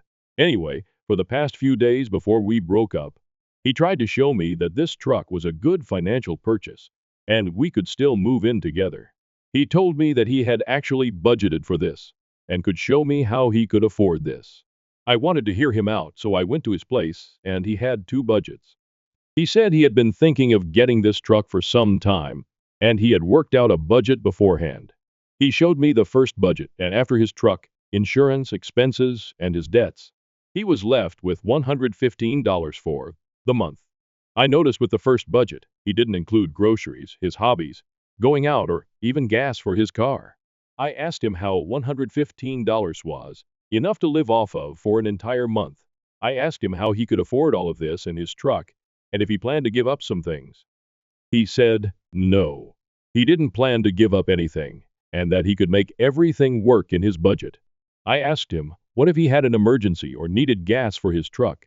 And he just kept saying he would work it out without explaining how. After I saw the first budget, I asked to see the documents for the car, and that's how I found out the truck price was 95K's total after taxes, registration, and fees. He traded in his reliable 2003 Toyota and all his savings to get a loan at 14% for 72 months. His monthly payment is now $19.66, and insurance is $573. He also still has student loans which are significant. I kept telling him $115 left over monthly wasn't enough. That's when he showed me his second budget, which had a combined higher monthly income. I asked him if he was getting a second job, and he said due to his job relying on him to be on call, he couldn't. I asked where the income was coming from, and this man said, well, you're getting a raise soon. I froze, because I had mentioned this raise once months ago. My first job is my career job, and I work in a field where when you hit certain milestones, you get a pay bump. In September, if my raise is approved, I will go from 50K to 80K. And with my second job, my total yearly income will be 112K. But getting the raise isn't a guarantee. You have to meet certain criteria, and if you don't, you have to wait 3 months before trying again. When he said that, I was quiet, and then I said, so you planned a budget that included additional income that I wouldn't get for at least 6 months, and income that I might not even get in September. He said when I got my raise, the ratio of what he would pay would decrease and he would have more disposable income. I asked him why it was okay for him to plan budgets with my income, but yet I had no say in how he spent his. He couldn't answer that. I told him I had no issue with paying more bills if I got a raise, but the fact that he banked on that, didn't discuss it. and now expects me to be okay with this is ridiculous. I also said there's no way I wouldn't be paying more with the first budget because he wouldn't have been able to survive on $115. I told him he didn't communicate, and this is on him because he made huge financial plans without discussing anything. Finally, I told him I would never have done any of this without going to him first, because I thought we were a team that was building something. I ended things the next day, and he has been trying to reach out, but I'm not interested. He has financially crippled himself with this truck. If with my income now he could barely make it, he sure isn't making it on his own. I really hope that things work out for him, and he is able to keep his truck and recover. But I'm not paying the consequences for such a massive financial mistake that is going to hugely affect him for years to come. If I were to stay, this financial decision affects me as well, and would continue to affect both of us for years. Again, this is different from becoming ill or losing a job. He chose this and refuses to budge and fix it. I now realize we are not financially compatible, and that's okay, and I wish him the best. Edit. Thanks everyone for all the support. I don't hate my ex, and I really hope he's able to recover from this. It was such a learning lesson for me, and how one mistake can ruin you financially. It has made me even more cautious, but also determined to keep working towards a better financial future for myself. Comments. Comment 1. You are very smart. I have a wife like you, and we are going to retire comfortably because of that. Comment 2. People who will give her grief over this either have no idea how marriage is supposed to work or are bad with their finances. Financial incompatibility is a huge deal in relationships, and she is being incredibly mature here. Comment 3. All I have to ask is, how are you handling this with so much grace? I would be pissed if my ex, who I was so emotionally invested in, pulled this on me. It's not just that he made an irresponsible decision. It's the fact that he thought he could leech off you and your money to pay for it, and somehow blindside you to get away with that. You don't badmouth him a single time, and did the right thing immediately, break up, and have already accepted that you both are incompatible. I'm in awe of how decisive and yet non-aggressive you were. I wish I could be that way. OP. To answer your question about why I'm not bad-mouthing him, it's because I'm sad. I'm sad about what he did to himself, and that I had to leave because he isn't seeing how bad this is. I'm sad that just a few months ago, I was planning on living together and a life, and now that's gone. Most of all, I'm sad for him. He was doing so well, and he rubbed off on me immensely, in terms of paying off debt and watching your spending. I'm sad that he threw away all his hard work. Dumping on him even more isn't worth it, because when he realizes this mistake, it will be so bad for him. I don't see a point to do it, but I'm not judging anyone who would in these circumstances. New update. 7 months later. Update. I posted a few months ago about ending my relationship with my ex, who bought an 80K truck without telling me. Going ahead with that decision means that I paid off my student loans this past month. He also returned the truck. Hi everyone. So I posted a few months about a situation I was dealing with my ex, and him buying a car without telling me. I really doubted myself when I first made my first post, because I had received such strong negative reactions from other people about me wanting to back out of the move. I appreciate the comments I got not only on the posts, but through the messages as well. It really helped solidify for me that these feelings I had about the situation shouldn't be ignored. So thank you guys for responding, because it saved me financially. Looking back at the situation now months later, I can see that I was being set up to be financially abused. When I broke up with my ex, I thought that we were financially incompatible, and that, unfortunately, it took this large purchase to see it. But I can see now, that's not the case. My ex made a plan in his head, and what made sense to him was for me to pay most of the expenses, and he thought this was okay, and that I should be okay with it too. Even though I can see the reality of what he was trying to do, I can't hate my ex, because he helped start me on this path of looking at my finances. I remember when we first started dating, and I went to pay for an item I was getting, and my card declined, and without batting an eye, even though it was a little embarrassing, I took out another card and paid. I was used to this happening every once in a while, because I was literally living paycheck up to paycheck. I'm not putting down anyone where that's the case. But in my situation then, I was living way above my means. I would justify every single want and get it, and I thought, because I was making minimum payments and on time, I wasn't as bad as the next person. When the situation with my card happened, after we got back to my ex's car, he kindly asked if this type of thing happens all the time, and I told him sometimes, and he basically gave me advice. He did not try to force me to stop spending. He asked me to track my purchases and recommended a few apps. The first 2 months that we were seeing each other, he would encourage me every other day or every once in a while to just track what I spent. To shop like I usually did, but to track everything. Being able to see how much I was spending, especially when I broke it down into categories, was astounding. There was 1 month I spent $68 in bagels. It wasn't for work, it wasn't for other people.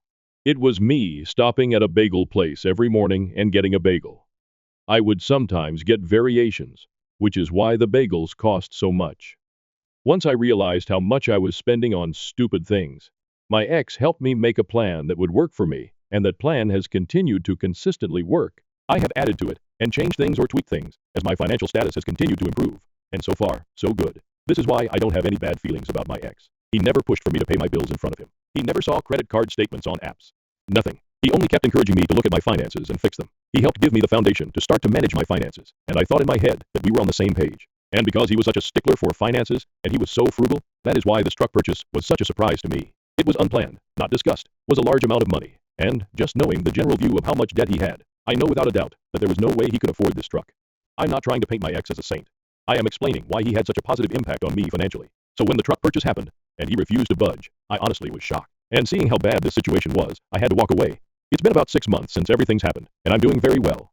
I recently paid off my student loans last month. I now only have my car left, so $12 left to pay. I also have a small savings. Because of that, I have changed the focus, and I'm putting the majority of my income now towards my car.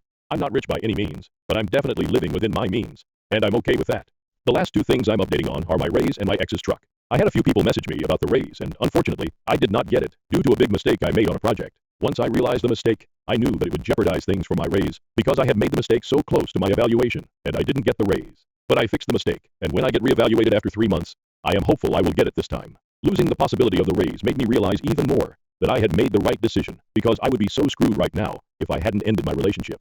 With my ex, we have spoken once, and that is when we broke up. I cut communication completely because he was still trying to fix things without addressing the truck and the fact that he was keeping it. I know from a person close to him that actually 4 months after we broke up, he did a voluntary repossession. I also know the truck is gone because he deleted all the pictures he had of it. I was actually relieved to hear that for him because he can hopefully start to fix the situation he got himself in. I really do want the best for my ex, and I don't know the thought process that led to him getting this truck or what could have influenced him. But hopefully, he can get back to where he was and make more improvements. The relationship is finished, and there is no hope of rekindling anything. Even though he returned the truck, I could never go back to him because the trust is gone. It wasn't only the money, it was also him making such a vital decision without me, expecting me to go along with it, and then vilifying me when I had viable concerns. I can't move past that. Yes, money isn't everything, but I can't stop thinking about what my life would be like now had I stayed. My student loans would not be paid off. We would both be broke. We would both be in worse off financial positions. All of these things would have affected the relationship negatively, which would have made it unhealthy. I'm glad we broke up, and I have forgiven him for what he tried to do to me. I stand, and I will continue to stand, by the view that finances are a breakable offense, especially when your partner isn't listening to you and does something that will affect both of you. If you don't agree, that's fine, but these last few months have proved that to me, so that's my longish update. And again, I really want to say thank you guys for responding to my first post. I honestly was leaning towards staying with him and not moving in, and I think in the long run, I would have been financially devastated and taken advantage right now. And because of the different opinions I read, it made me realize how bad not only the situation was, but also how bad it could get. So thanks. A very, very, very, very small, humble brag. I posted my paid in full student loan email on my profile. So if you want to see that, you can click that post, but you don't have to. Sorry. I'm just so proud of that fact. Okay? Bye, comments. Comment 1. Congratulations on paying off your loans. Glad you stuck to your decision, and things working out for you. Comment 2. I can tell you what motivated, or was the catalyst for his decision to buy the truck. It was you mentioning your possible raise. He always wanted the truck, but learning you'd be making more, he jumped the gun and purchased it in advance. He was betting on the raise. He didn't think of the possibility that you wouldn't get it. He thought it was a guarantee. Honestly, be glad he did it when he did. Could you imagine if he waited until you did move in together? Then you'd be more trapped due to having signed a lease with him. He would have screwed your credit, even if you couldn't help him pay for the truck having your name on the lease, and him not paying his portion would affect you. He also would have guilted you into helping by paying more, even if you still only made the same amount, because he'd be struggling. I couldn't imagine if you had gotten the raise. He'd probably guilt you into keeping your second job, because then you could help him more. Glad you stuck to your decision. I get it's his money to do with as he wishes. However, he seemed to think, as did those who sided with him, that your money was his too. That he could make decisions about your money and how it was spent, but you couldn't do the same. Honestly too, you didn't try to control his decision or his money. You were controlling what happened to your money. I discovered my ex-wife was feeding our kids turpentine daily, and had to fight to protect them, gain custody, and help them heal from the trauma. The 1st of May 2021, on r/relationship_advice. I found this out, like I do most things about life with their mother, through the kids. Memon 7 and 5. As communication has been pretty much non-existent between the ex and I since our split 6 years ago. Before anyone jumps to conclusions, no, I don't ever press my kids for information. I've worked very hard to establish an uninhibited, open, no topic is off-limits type of relationship with my kids. Even though I've only got them every other weekend, I want them to feel comfortable enough to fully express themselves and speak their mind freely around me. This has led to several discoveries about certain aspects of their life that their mother has asked them not to reveal to me, something I'm very much against. I don't believe any child should have to hold secrets between their parents. It isn't their responsibility, and is something I would never ask of them. That being said, they've come out with nuggets of wisdom such as we shouldn't be drinking tap water because the government puts chemicals in there that makes us docile and obedient. Santa isn't real. But Jesus is, and the Bible is 100% fact. Controversial topic, one understand. And most recently that the government says turpentine is poisonous, but it is actually good for you. What the hell do I do here? If I speak to my ex about this or even let slip that I know what's going on, she isn't going to have an honest conversation about it with me. And I fear that she'll just press the kids even harder to keep things from me. I don't want their heads filled with this rubbish, but I feel so powerless to stop this. All I can do is try to teach them to think critically, but that is only going to be so effective when they're getting told all this nonsense is fact. Help. Edit. I spoke to my children about it and recorded the conversation to ensure there was no confusion about what was being said. They were being fed a spoonful of turpentine every day by their nana for the past 4 weeks while they were all away on holidays. But there is zero chance my ex wasn't aware this was happening. Definitely turpentine. 100% pure gum turpentine. My boy said the bottle read the distilled stuff, he said. They even started singing that Mary Poppins song. A spoonful of sugar helps the turpentine go down. Feel like I'm in an alternate timeline. Thank you everyone for being so helpful. I appreciate it so much. Edit. The talk screen won't be happening until we get a referral. Poisons Hotline has no literature on hand for chronic exposure to turpentine, let alone in children, but the kids don't seem symptomatic. We will be visiting either a GP or the hospital first thing tomorrow for a full checkup, and a report will be made separately to that of the medical mandatory report. I don't really see a scenario playing out where CPS isn't getting involved here, and I can't not have my kids medically assessed, knowing that this has been going on. Currently preparing for the shitstorm that's bound to ensue. Comments. Deleted user. Sorry, but you found out your ex-wife is poisoning your kids, and your response is to get on Reddit instead of taking your kids to the hospital and contacting authorities. Hopefully, this is as fake as it seems. O.P. Ex-wife. The kids seemed asymptomatic. Had I not been made aware of this, I probably would never have known anything was up. That being said, my mother is a nurse, and we did have the kids looked at. Yes. I came to Reddit as one source among several for guidance, because I had no clue what to do about this, or even what my options were. I try not to act rash or emotionally impulsive when it comes to my children. I try to weigh up my options. My father has a muddy history, so even though he's not the same person he was 15 years ago, a CPS investigation has potential to forcefully alienate my children from their grandparents. That's just one example of what factors into this. I wish this were fake. Deleted user. What the fuck? Asymptomatic? Dude, they've told you she's poisoning them. You should have immediately taken them to the hospital, regardless of whether you can see symptoms. I don't care if your mom is a nurse. She can't run tests by looking at them. Anyway, I still am not convinced this is real. But if it is, what you just said about your dad makes this all more confusing and sketchy. Take your kids to the hospital and seek legal help. Oop, we spoke to the hospital man. We called ahead. There was literally nothing they were prepared to do for us, other than what we had already done. They wouldn't run tests unless the kids were exhibiting symptoms, or they had a referral, even after telling them what was going on. The nurse was very apologetic, but it is what it is. Best they could offer was a place 2 hours away that wouldn't open until tomorrow anyway. I know what you're saying, but it just isn't that simple. And, yeah, I understand that seems sketchy. I guess it kind of is. There's no legal help I could possibly get on a Sunday evening, and no way we could move things forward without rushing into it. We are going through everything tomorrow, properly and thoughtfully.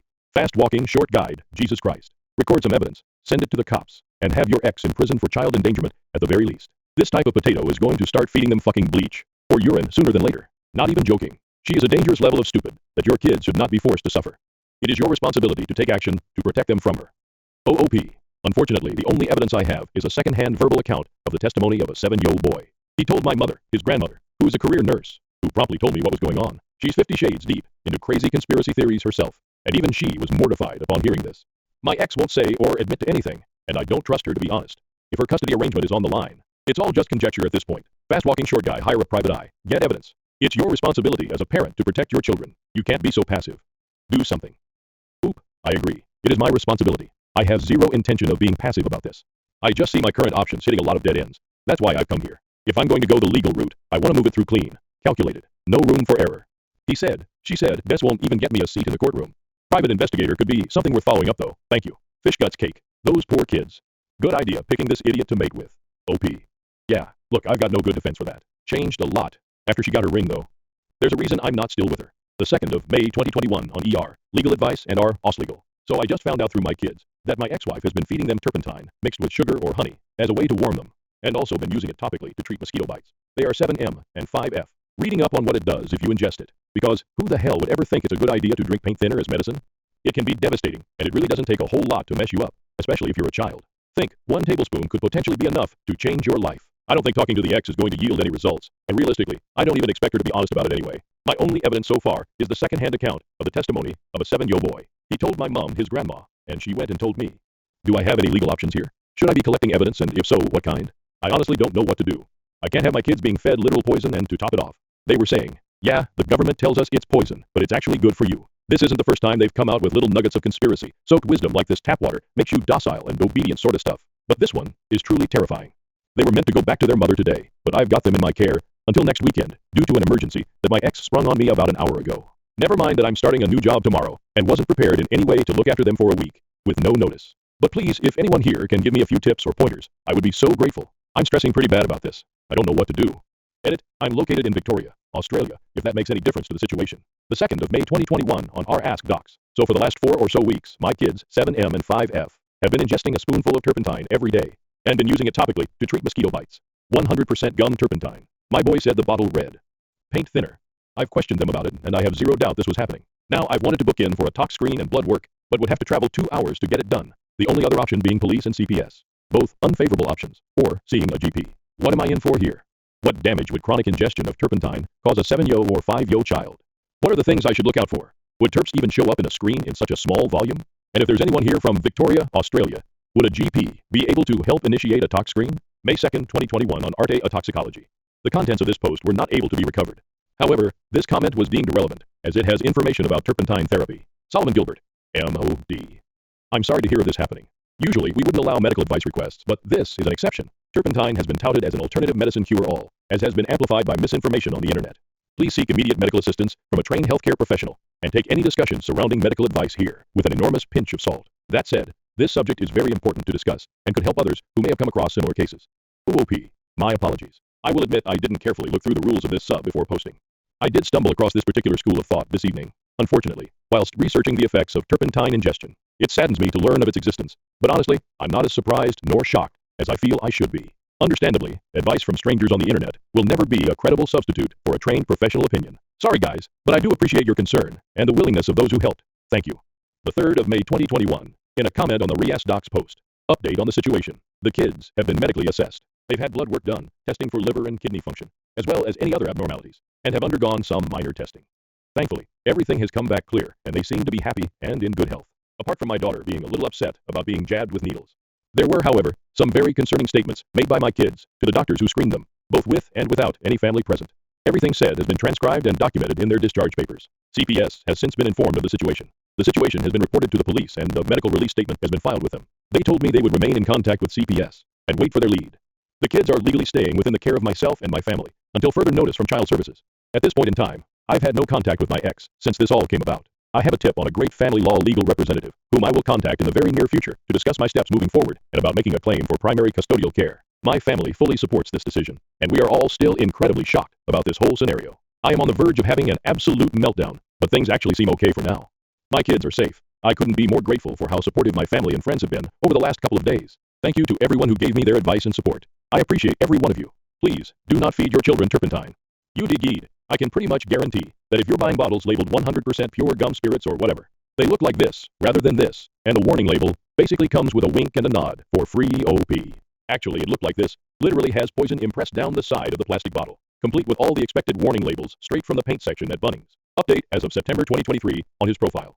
2 years after the original posts, 2 days after the Boru post. Just an update on things since everything went down, and maybe provide a little clarity on a few key details. Not that it's necessary to me that you believe my story, Reddit being what it is and all, but bear with me as I haven't really spoken about the topic with anyone outside of my partner in a very, very long time. There will be a few additional details that won't be mentioned for discretionary reasons and active actions in place. Not very brief, sorry. I'll start by stating that the kids have been in my full care since that first post and are very happy and healthy. The mother has placed the entirety of blame on the grandmother and remains steadfast in that stance to this very day. The month prior to my post, they spent camping as a family, the kids, and their mom's immediate family. They spent that entire time in her care, and there is no way she wasn't privy to what was happening. Every goddamn day. The kids had a fucking song to sing about it, all substantiated in statements taken from them.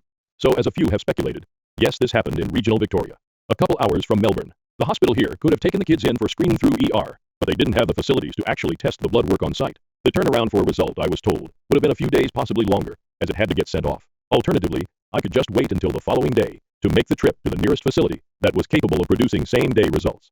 We took that option. The kids were triaged the following day through ER, tested for organ functionality. Blood work came back clean. They were privately spoken to and assessed by on-site well-being officers, or whatever their title, and CPS was contacted through the hospital and a case opened. Note, yes, we do call them child protection here, even though they operate under the DFFH banner. But so does community housing and disability support. In tangent with NDIS, so do with that information as you will. It's a broad department. We left with the medical reports, which included statements given by the children, and holy fuck, where they were being fed some wild facts about the world. That night, I made an informal statement at the local police station, stating what the situation was, and the actions taken, just so they had it on record. For those tracking the chronology of all this, we are roughly 30 hours into the timeline from me first finding out. CPS conducted several interviews over the next month, with all parties involved, as well as a house call to my residence. Not sure how extensively they interviewed the mom. They concluded the children unfit to be in the mother's care, but were comfortable in closing their case should they remain with me full-time. Surprisingly, there was no legal order put in place. Apparently, they are happy to move on from a situation once comfortable with the results. Found a good law firm and started the legal process, which has been very slow due to a unsurprising lack of cooperation. Essentially, though, we have restricted the mother's access to supervised visitation, and removed her parental right as a legal actor regarding medical decisions. She has only seen them a handful of times in the 2 years following, despite constant efforts to facilitate visitation. The kids have had therapy, and I've spent many hours talking to them over the last 2 years, helping them navigate their way through this. They'll have a lot of questions they'll expect answers for when they're older, I'm sure. Currently, we have managed to secure scheduled visitation with the mother through a professional contact center, which facilitates supervised visits. It has been a fucking wild ride, but we are incredibly lucky and happy to have the strong family unit we currently do, including my partner and her daughter, who have been next to us through most of this process. Please teach your kids. It's safe to be honest and open with you. My elderly mom's new friend gives me a bad vibe, prompting me to uncover hidden motives and protect her from potential financial harm. Original post. I cannot for the life of me figure out why I feel like this, but all of my spidey senses are tingling on this woman. Here's a bit of the background. My 40 elderly mom, 70, has been ill for quite some time and is on hospice. She was living in an independent living place where it was all elderly people in apartment-type units. She has been living there for about 6 or 7 months and made a few casual old people friends, but mostly kept to herself. So I thought. A couple weeks ago, my boys and I were visiting my mom. We live right down the street and visit often. When a woman walked up to us with my mom, I extended my hand to introduce myself to this woman when she dismissed the handshake and instead went in for a hug and said, "Oh, I only do hugs for family, and we're pretty much family." Okay, a little weird, coming from someone I've never met before, and also never even heard a single mention of her. But I pretty much brush it off, thinking to myself that she's probably just really lonely or something. I asked my mom about this new friend, and she just says that they met there at the old people place, and she's been a really good friend to her. Great. I love when my mom has friends. It's important to have friends. But this woman just keeps giving me weird vibes, and I can't pinpoint why. A few things that seem odd to me. My mom is moving to a more traditional apartment complex this weekend, and this new friend liked the new apartment complex so much that she decided to move to the same place as well. Her apartment isn't ready yet, but she'll be moving to the same complex as my mom next month. She apparently bought my mom's dog a "I have the world's best auntie" sweatshirt for Christmas. They had known each other for maybe 2 months at that point. She called the other day too. I don't really know why. I guess she gave me her phone number and more formally introduced herself to me. She talked about doing a lot of caretaking stuff for my mom. "Oh, I can manage her medications for her if you want." So I replied that while I appreciate the offer, there's a lot of controlled medications and hospice prefers to keep minimal people involved in the medicine stuff, and that taking on caretaking responsibilities for a friend can get exhausting. So it might be best for them to just focus on being friends, rather than her wearing herself out trying to take care of her. She immediately went to my mom and made it sound like I was shit-talking my own mom, saying how she's just an exhausting person. Blah blah. When I confronted my new friend about going to my mom and relaying our private conversation in totally twisted way, the friend lied and said that my mom had grabbed her phone and read it all in the text messages. It was over the phone, and not at all via text messages. When I pointed out there were no texts, she just kind of stumbled, and I dropped it because I knew it wouldn't get anywhere. Every time I talk to my mom on the phone, I can hear this woman telling her what to say or adding comments in. And none of it is outwardly worrisome things, but it feels like I can't have any conversation with just my mom. I'm a very trusting person who generally tries to see the best in people. And this woman has not given me any concrete reasons to doubt her intentions, and has in fact been very friendly and polite to me in all of our interactions. Nonetheless, I can't shake this feeling that there's something wrong here. I sat my mom down yesterday and had a conversation with her about my feelings towards this new friend, and she didn't get defensive at all, but disagreed with me, and said that her new friend is just being kind and offering to help with stuff because she knows my mom is not the most organized of people. I begged my mom to please be cautious and to take the friendship slow and to keep it simply as a friendship and let me, her actual family, handle caretaking stuff. Despite no changes in medications, my mom has been more confused lately and comes across to me like she's overtaken medication. But I only give her one dose at a time, and the rest is locked up at all times. So it isn't that. But just to be safe, since she's been more confused lately, I took my mom's credit and debit cards, so no one can take advantage of her financially. Reddit, please help me figure out what this woman would have to gain in coming between my mom and I, if it isn't medication or money. I don't know how to do a background search, or if that's legal for any random person to do. But I did look this new friend up on a couple websites, and all I learned from that is that she has a lot of names, but I can't find anything else. I'll pay for a background search if anyone has a recommendation for good ones. We're in California. Does any of this raise any red flags to anyone else? Or am I just being too overprotective of my mom on this? Oh, I almost forgot. I called one of my mom's oldest and closest friends the other day and asked her if she's met his new friend, and if so, what her impression was. She said, honestly, I don't know why I feel like this, but I just get a bad feeling about her. I just feel like she's up to no good. Hearing this made me feel better, and that I'm not the only one to pick up on something. But I don't know what, if anything, to do about it all. Update. Thank you so much for all the responses and heartfelt advice. I'm so sorry to have been MIA for so long after I originally posted, but it's just been a lot. I needed to take a beat to take it all in and deal with the punches from real life that kept coming my way. Immediately after I posted last, I went to talk with my mom. I explained my concerns, and she agreed to the 2 cameras I put up in her apartment. On moving day, I was out of the apartment for a few minutes, taking my kids back to my house, when I logged on to the camera app to test out the settings. I overheard my mom and the friend talking about me. It was not very nice, and very much seemed like the friend was just teeing things up to come between my mom and I. My mom was playing right into it. The friend, I'll just call her Fran to make it easier, was gone when I got back to the apartment, but I got into it with my mom.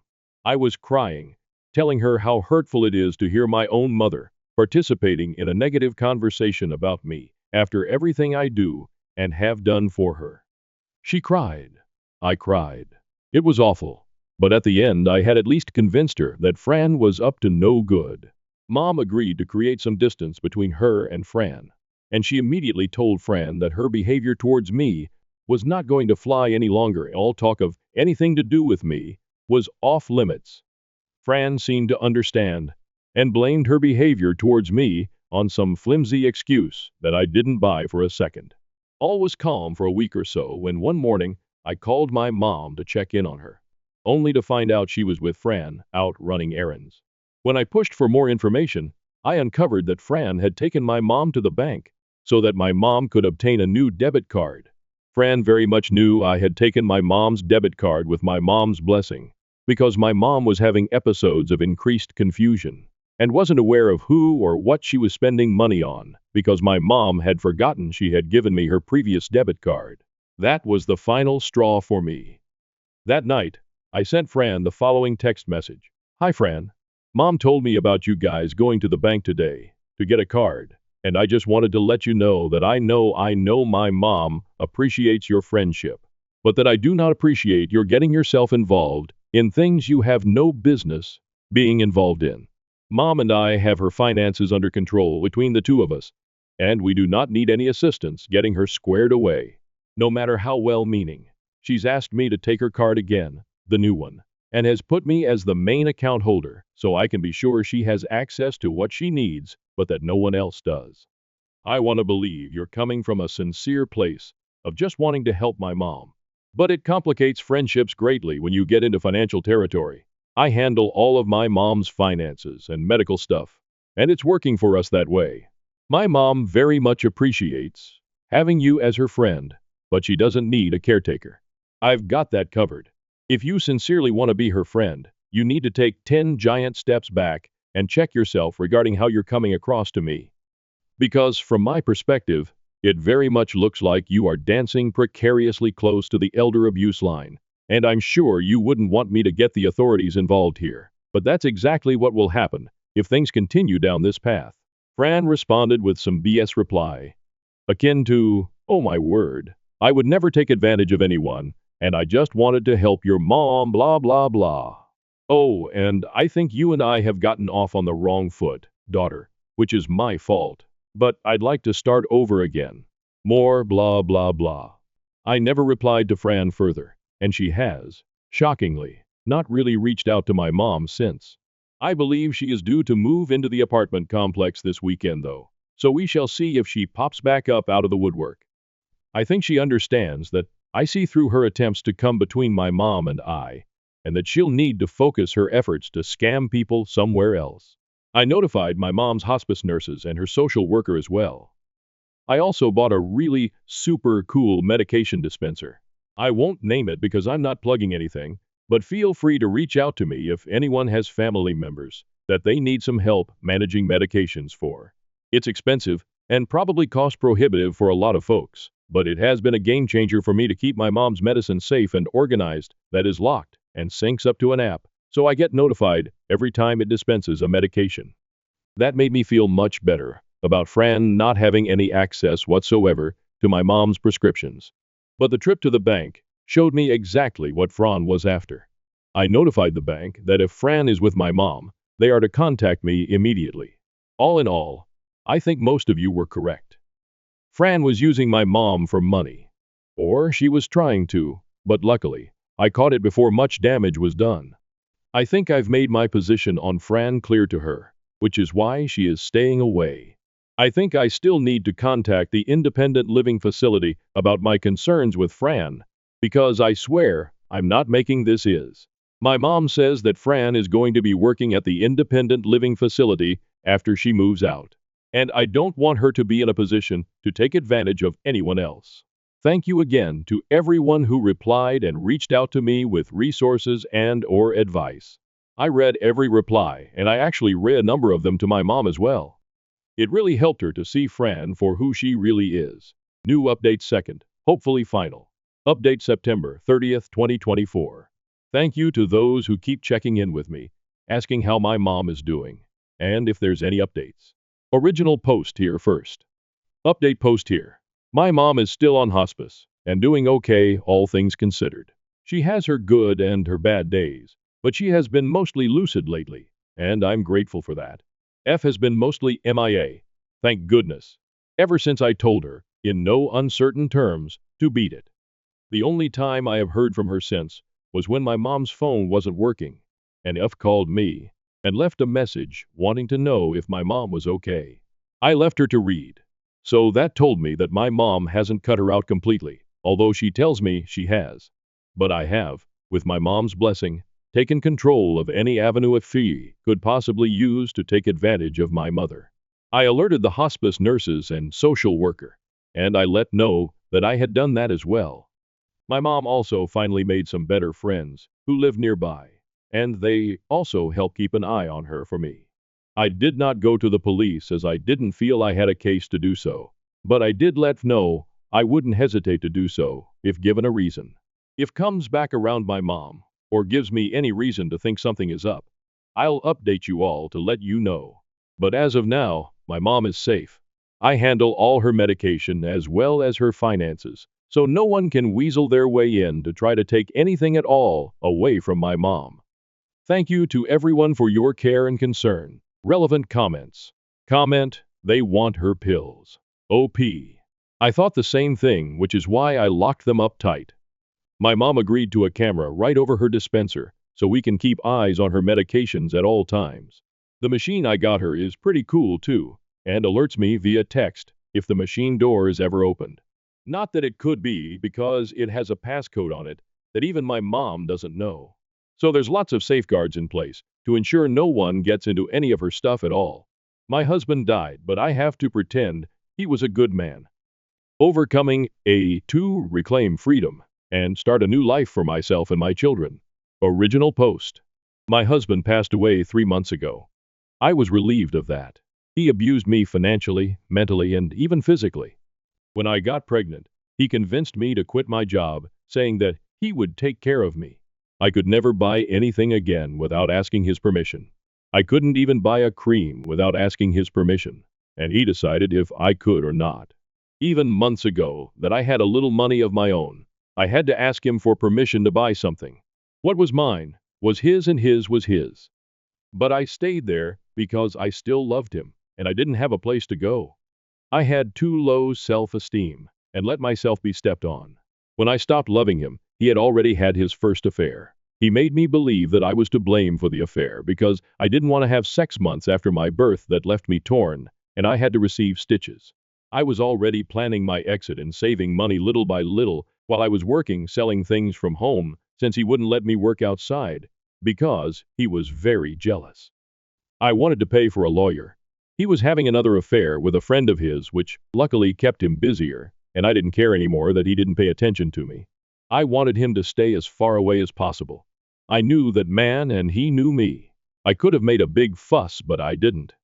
I kept quiet, planning my way out, while he and that man slept together in secret. I only felt disgusted by my husband, nothing more. But my husband died in a way I never would have expected. He is now a martyr. When someone dies, all the sins of that person disappear. Because that's what even my family thinks. Those who knew about his affair and how he manipulated me are now talking about how good a man he was. And we shouldn't insult someone who's dead. Everyone around me talks about how beautiful our relationship was. His family talks about what a great man he was, and how he always focused on giving everything to me and our kid. His affair partner hugged me at the funeral, saying that my husband loved me. His friends told me what a great person he was. Everyone talks about how good but he was and how he is now an angel in heaven. And I have to pretend to be sad. The day he died, I cried a lot, but not out of sadness. I cried with relief, and I felt free. It would have taken me too many years to save to pay for lawyers with my little store without him realizing that I was keeping money in secret. He would have kept everything. He would have made my life a hell, and I know it, because he had told me so every time I stood for myself. But now I have the house. I have everything. I have the monthly money for being a widow. I have my children totally with me. I have started to become a psychologist. Everyone thinks that I do it to cope with my grief, but no, it is to overcome the abuse I suffered from him. It was really hard to pretend to be sad at the funeral, but I did it for my child. I did it because now everything is over, and I'm free.